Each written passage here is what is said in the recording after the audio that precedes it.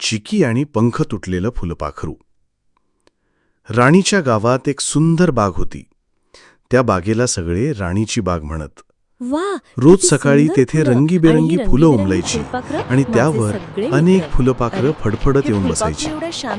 लाल, पिवळे, निळे, केशरी इतक्या रंगांची फुलपाखरं पाहून कोणालाही आनंद वाटावा. त्या बागेत रोज खेळायला यायची एक छोटी मुलगी, चिकी. चिकी खूप खोडकर पण प्रेमळ होती. तिला फुलांशी, पक्ष्यांशी आणि फुलपाखरांशी बोलायला फार आवडायचं. ती फुलांजवळ बसून गाणी गुणगुणायची आणि फुलपाखरांबरोबर हात हलवत खेळायची.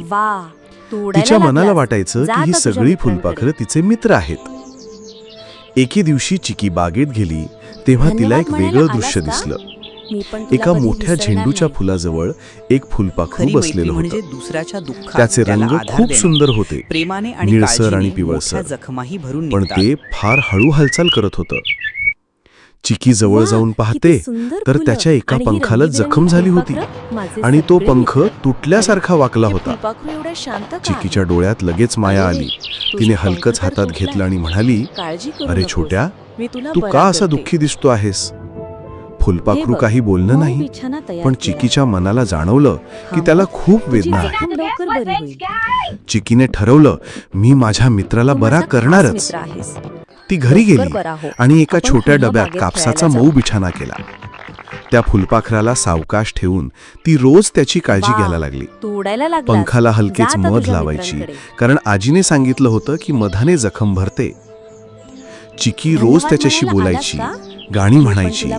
इतर फुलपाखरं बागेत खेळायला यायची, पण चिकी आपला वेळ त्या जखमी फुलपाखरासोबत घालवायची. प्रेमाने आणि काळजीने काही दिवस गेले. भरून निघतात. फुलपाखरांचा पंख हळूहळू मजबूत व्हायला लागला.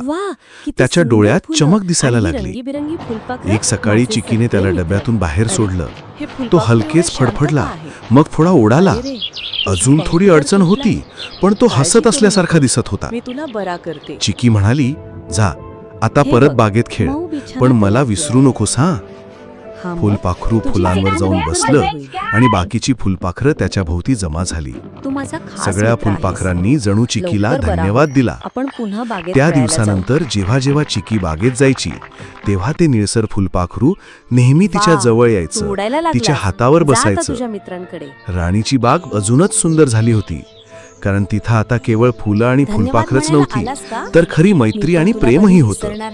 नीती: खरी मैत्री म्हणजे दुसऱ्याच्या दुःखात त्याला आधार देणं. प्रेमाने आणि काळजीने मोठ्या जखमाही भरून निघतात.